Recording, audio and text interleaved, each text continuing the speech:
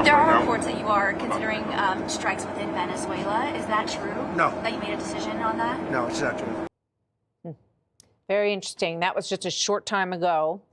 President Trump shutting down reports of a potential strike inside Venezuela as his war against the, quote, ISIS of the West strikes 14 narco ships, killing dozens of people on these boats that the president says are trafficking massive amounts of drugs into the United States. Now, some Democrats say that the administration isn't being transparent about these operations involving alleged drug runners on board. Watch this.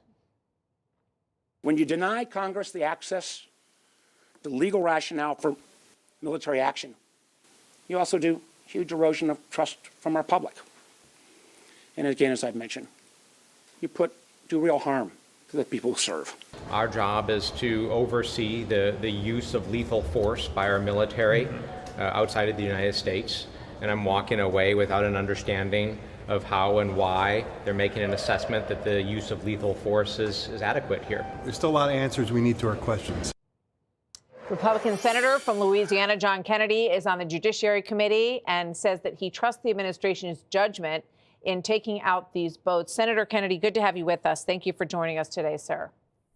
Mm-hmm. You have also said, though, that you would like to see more transparency on this. There was a briefing yesterday of some members of the Senate, Republican members of the Senate. Democrat members of the Senate were a little miffed that they weren't included in that.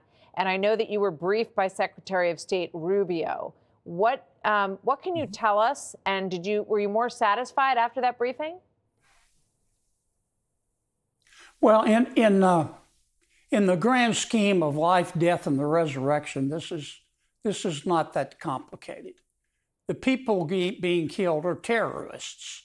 We call them narco-terrorists because they're killing our children with drugs. They're just as much terrorists as the jihadists in the Sahel in Africa, in Mali, in Mozambique, in Pakistan, in Afghanistan. In fact, the narco-terrorists in our hemisphere are really even more dangerous in the sense that they're killing more Americans. President Trump's doing something about it, and I thank him for that. Now, some of my colleagues, appropriately, have raised questions about due process and the rule of law.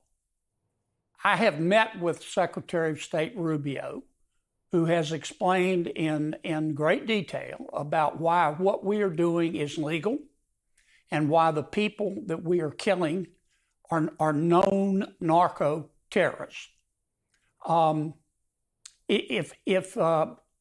If I were king for a day, I'm not, and I don't aspire to be, I would ask Secretary of State Rubio to give the same briefing to every Republican, to every Democrat in the United States Senate.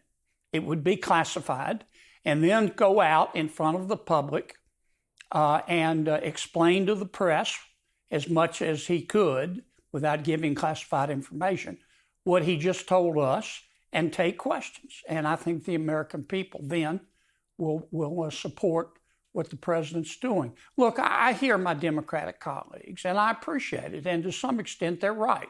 They deserve to be briefed. But I also know that some of my Democratic colleagues are not in good faith. It doesn't matter what they're briefed on. They're going to oppose the president on this. Senator, let me ask you another question. This happened at noon today. It's reported from the Washington Post. And it says that in a letter that was meant for eyes of the Russian leader Putin, Nicolas Maduro, the Venezuelan president, made multiple requests asking for defensive radar, military aircraft repairs, and potentially missiles, according to U.S. government documents that were obtained by the Washington Post. The Venezuelan government, according to these documents, is also reaching out to China and Iran, sourcing military assistance and equipment to strengthen Venezuela's defenses. What does that signal to you about where this may head, potentially, Senator? Well, Mr. Maduro, who has seized control of Venezuela, is a terrorist himself. He has blood stains under his fingernails. He's not there by popular support. In fact, he has a cartel full of narco-terrorists of his own. And he's scared. And I'm glad he's scared. He's scared that he's going to be attacked. And yes, he's supported right now by Cuba. I'm sure he is talking to America's enemies. China, for example, Russia. But he's just as much at fault as some of these people driving the boats with the drugs in them. Well, thank you very much, Senator. And we hear what you're saying in terms of releasing as much information as is, feasible. Obviously, a lot of this is classified to give people a better understanding of what is going on and why. And also, your take on Maduro is solid as well, as always. So it's always good to see you, sir. Thank you very much for joining us. Martha, these people are like Jack Nicholson in The Shining. They're crazy, and they want to kill Americans. And I appreciate the fact that Trump is killing them first. We hear you. Thank you very much, Senator. Good to have you with us, sir. Have a good weekend. Hey, Sean Hannity here. Hey, click here to subscribe to Fox News YouTube page and catch our hottest interviews and most compelling analysis. You will not get it anywhere else.